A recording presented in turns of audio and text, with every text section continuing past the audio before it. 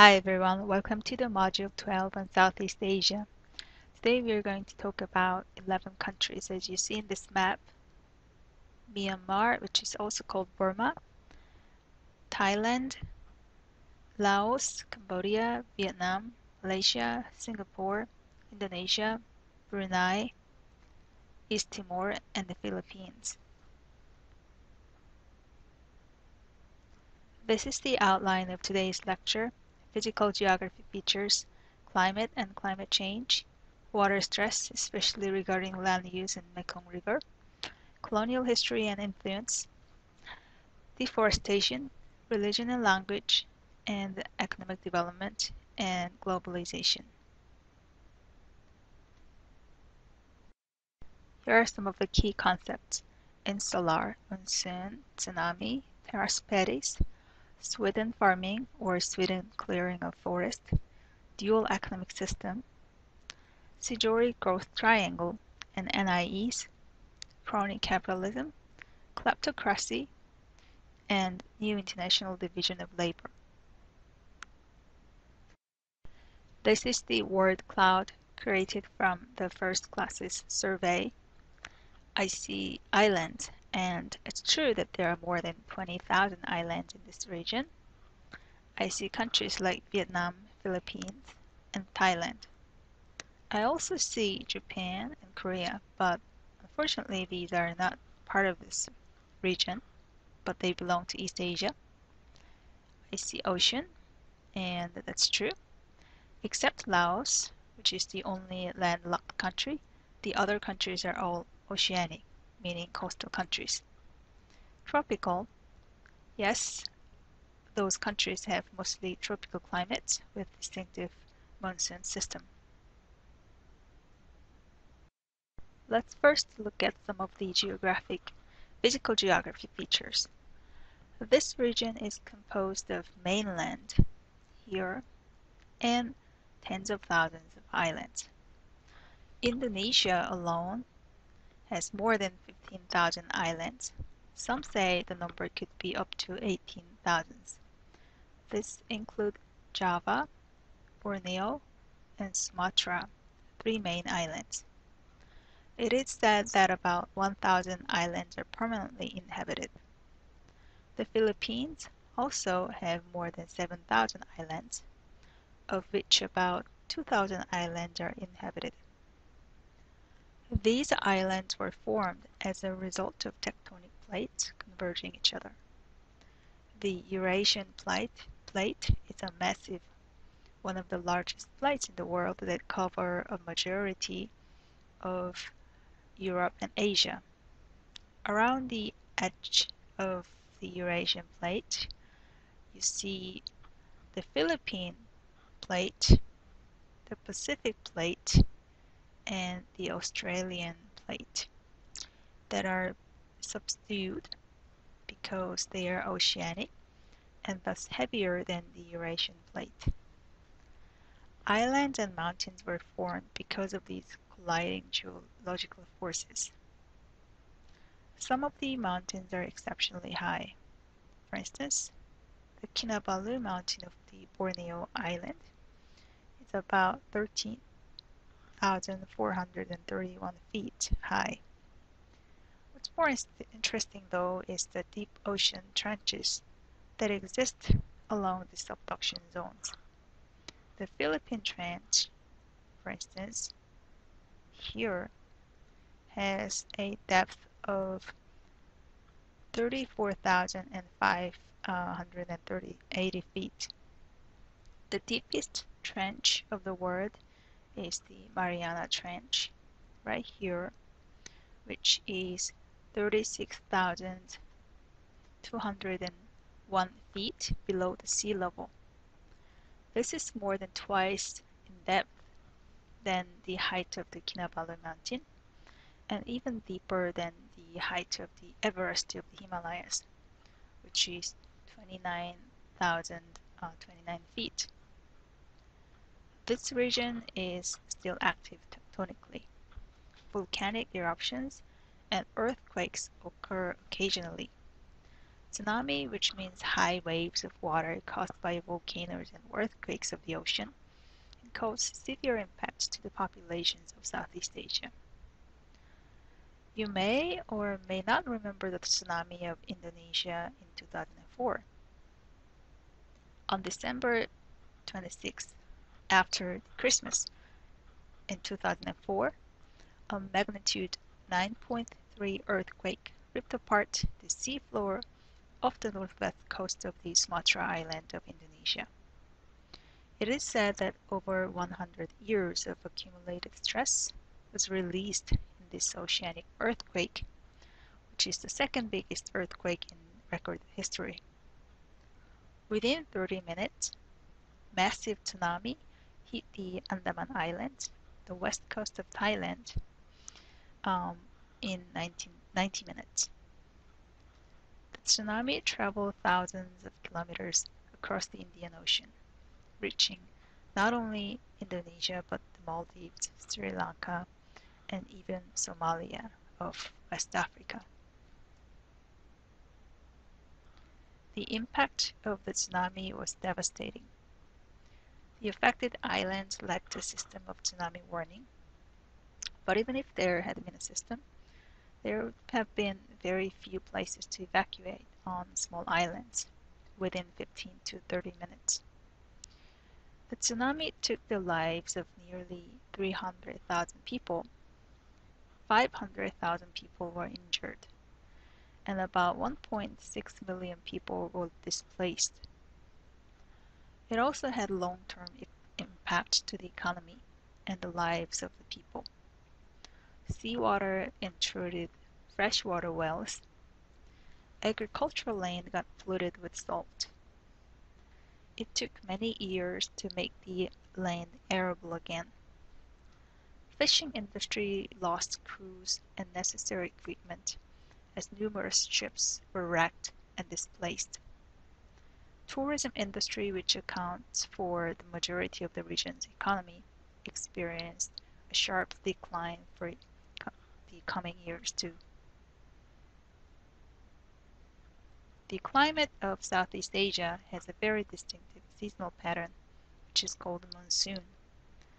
The word monsoon came from the Arabic word mausim, which means season or weather. Monsoon is a distinctive wind system which reverses directions by seasons. This wind system is produced primarily because this region is located along the intertropical convergence zone, and because this zone is not fixed but oscillates. Because this region is close from the equator, it has a tropical climate with warm temperatures year-round. Meanwhile, if you remember the Module 2, we talked about this zone, the ITCZ, being the wettest region because of low pressure conditions. Trade winds from the tropic gather here and cause heavy and seasonal rainfall. The impact vary by areas. Some coastal areas experience higher precipitation because of orographic conditions, meaning rainfall caused by mountains. On the other hand, some areas located in the interior receives relatively little rainfall. The rainy season, the monsoon season, also vary by countries. The Philippines, for example, has one from May to October. Indonesia has a rainy season from December to March. Because of recent climate change, however, this seasonal pattern is changing and becoming harder to predict. According to the assessment report by the Intergovernmental Panel on Climate Change, Southeast Asia is expected to have serious impacts by climate change. In terms of agriculture, changes in rainfall will affect irrigation systems. Although some regions may have increased the production, offsetting reductions in production, overall crop yield is expected to decrease. In terms of health issues, freshwater availability will decrease. Considering that this region is already suffering from water stress, this will become an even more serious issue. And as clean water becomes less available, breakout of diseases such as diarrhea and cholera are expected to increase. Also, with high level of confidence, natural disasters such as flood, drought, cyclone, and typhoon are likely to become more frequent and extreme. Coastal areas are densely populated, especially with slum houses on the water. Combined with these economic and social issues of Southeast Asia, vulnerable populations of the society will be more disproportionately affected by climate change. This is an image of a slum in Jakarta, in Indonesia. In Southeast Asia, many slums are created along the coast, where people who cannot afford land build houses on the water. These houses, as you see in this image, are precarious. They are not built to prepare for these severe climate events. Many of you will remember Typhoon Haiyan, which hit the Philippines last November. How powerful a typhoon is depends on the energy that it feeds from the ocean. At the time that this typhoon was forming, the temperature of the Pacific Ocean was unusually high. Here comes the climate change. Haiyan grew as a superstorm as it kept absorbing the energy from the warm seawater. The season was also very unusual. As I just mentioned, the rainy season in the Philippines usually ends in October. So is the typhoon season. Haiyan came in November, which was quite unexpected. People were not prepared. The path of the typhoon was also unusual. The image on the left that I borrowed from our textbook shows two major typhoon tracks, one here and the other a little south. These two tracks pass north of Manila. Haiyan, on the other hand, moved across the islands that are further south of Manila. These islands have been rarely hit by typhoons in the past, until at least about 4 years ago. Increasingly, typhoons of this region are changing routes, and the routes become unpredictable. The damage was more severe because the city mostly hit by the typhoon, Tacloban, had a large slum area with houses on the water, like the image you just saw. They were not prepared for a typhoon, and thus the death toll of Haiyan was over 5,000 people. Now, in terms of land use, I just want to briefly mention rice culture. Rice is a staple grain of Southeast Asia, and for generations, people have modified land surface to create various forms of rice paddies. This image, terraced rice paddies on mountain slopes, probably may be the most fascinating scenery. Growing rice, however, requires irrigation all year round. Plus, water is increasingly used for industrial and urban areas. And as a consequence, water conflict is a major regional issue. The Mekong River, which is the largest river of Southeast Asia and one of the longest in the world, flows 2,600 miles from Tibet to Vietnam. It flows through the territory of China, Laos, Myanmar, Thailand, and Cambodia as well. The Mekong River used to be and is still a major transportation corridor. As these countries are rapidly developing, they consume more water from the river. Tens of dams were already built and are planned to be built for flood control, power generation, agricultural use, such as irrigating for rice paddies, and most importantly, for industrial uses. It caused the typical upstream-downstream problem, where countries on the upstream of the river have more advantages over water use, while countries on the downstream suffer from a lack of water as well as polluted water. In Mekong, China holds a superior position and doesn't want to negotiate with other countries because they are located on the upstream. China's western development is rapidly converting this area from rural to industrial zones. It is becoming an additional stress to the river. The Mekong River Commission was formed in 1995 to coordinate use and conservation of the river. The current member countries are Cambodia, Laos, Thailand, and Vietnam. China and Myanmar are not members, but so-called dialogue partners. The development on the Mekong River has caused a serious threat to its ecosystem. Irrawaddy dolphin is one of the charismatic species that are highly endangered. This rare river dolphin species has evolved to adjust to the riverine ecosystem instead of the ocean. Dam building and pollution of the Mekong River is severely damaging its habitat. Southeast Asia has a rich and long history as the world's maritime trade corridor, connecting the East and the West.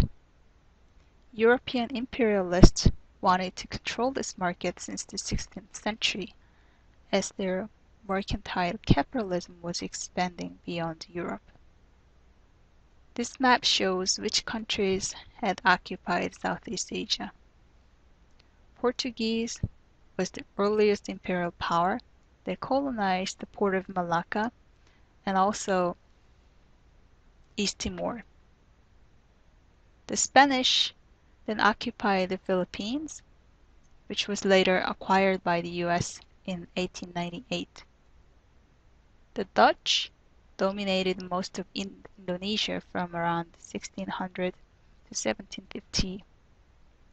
The British came later and occupied Burma, Malaysia, and a part of Borneo.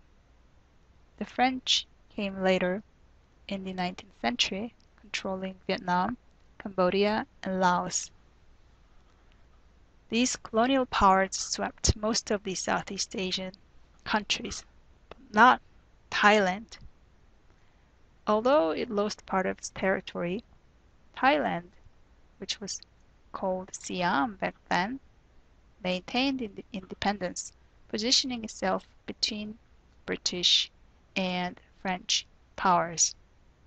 The kingdom of Siam, however, was weak in power and was influenced in many other ways from the European colonists.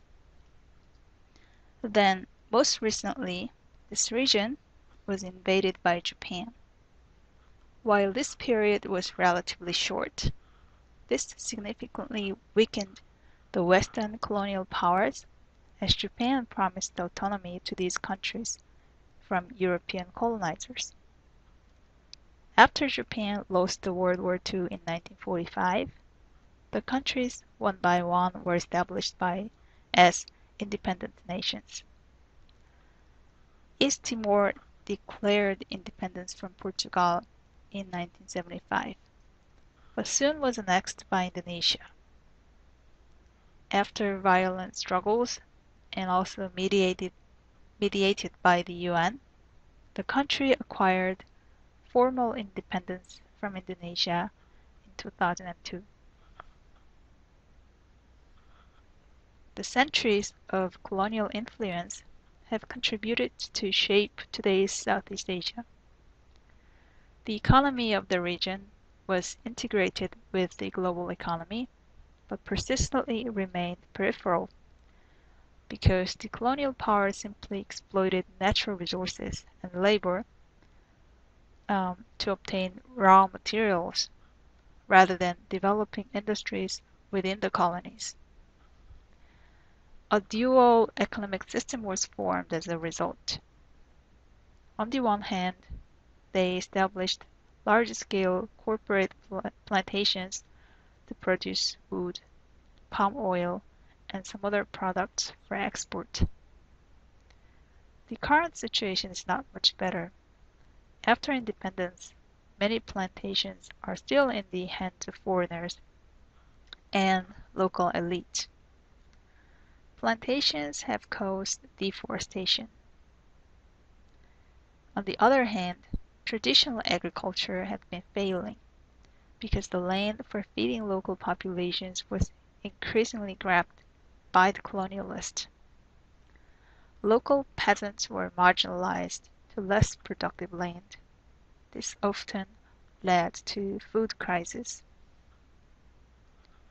The colonialists' focus on coastal and urban areas created a significant regional difference between the westernized urban centers and indigenous rural hinterlands. It isn't just about economic differences.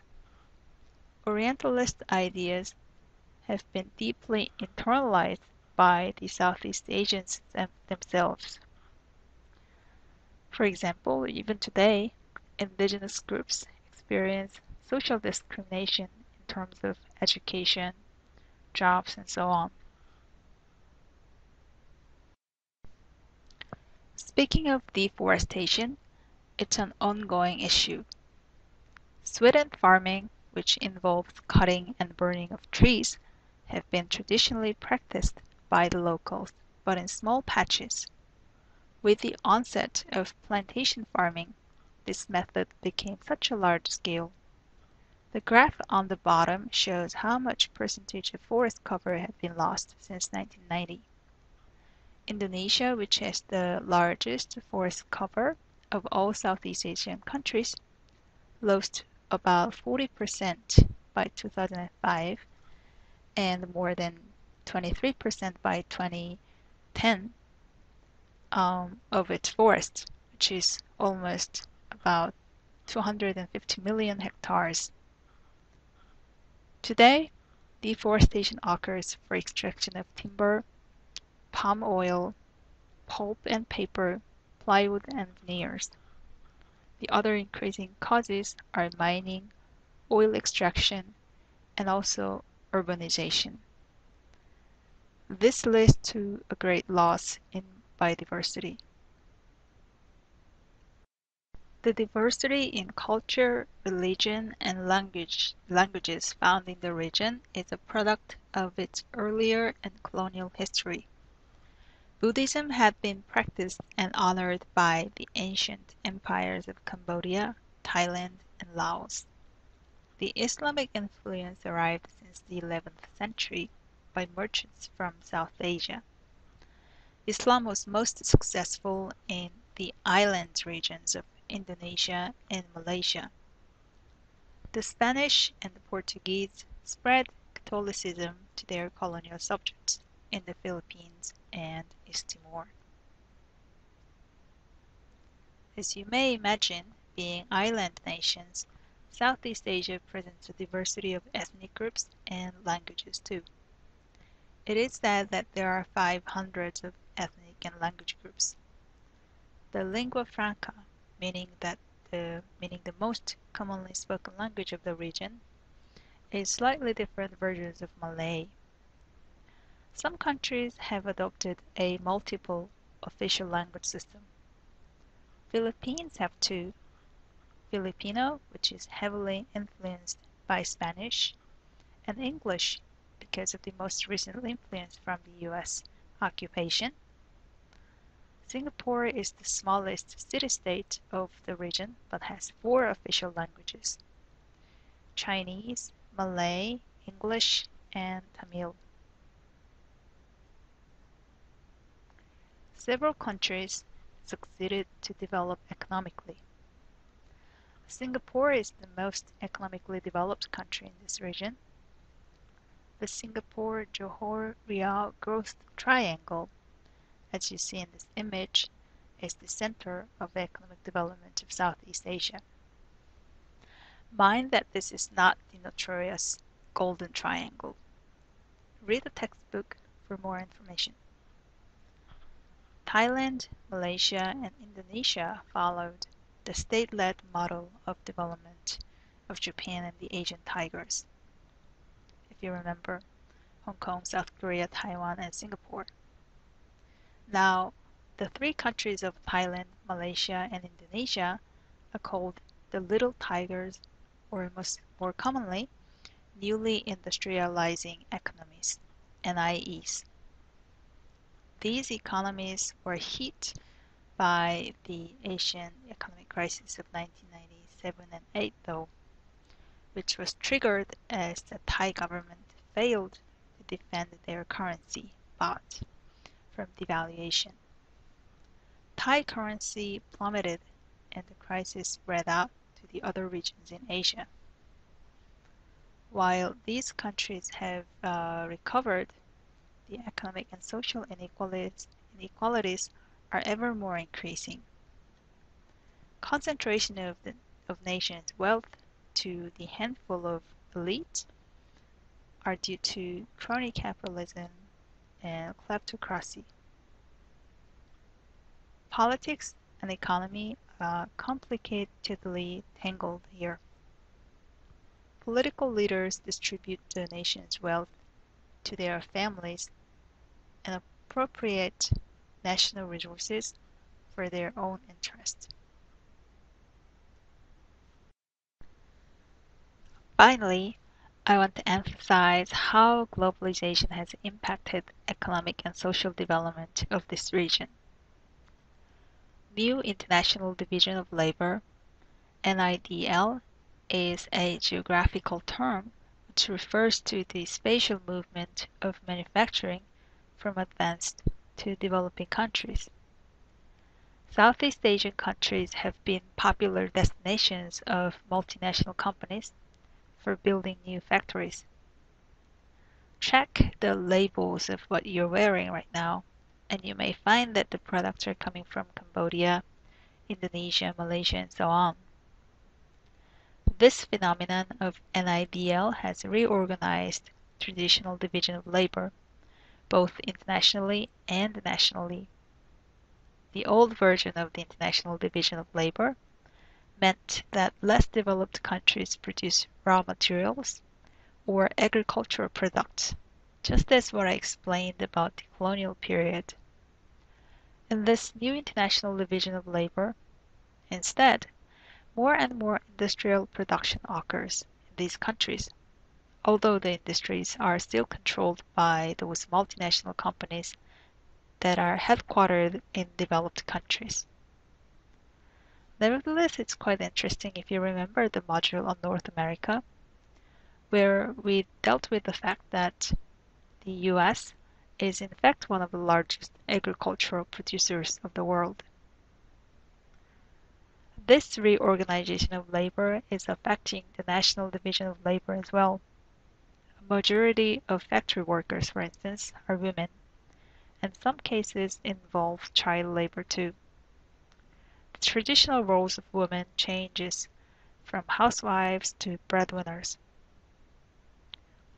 Nike, for instance, hire about 800,000 workers for contractors. Among them, 80% are known as women of 18 to 24 years old. For many, it's their first experience in the formal economy.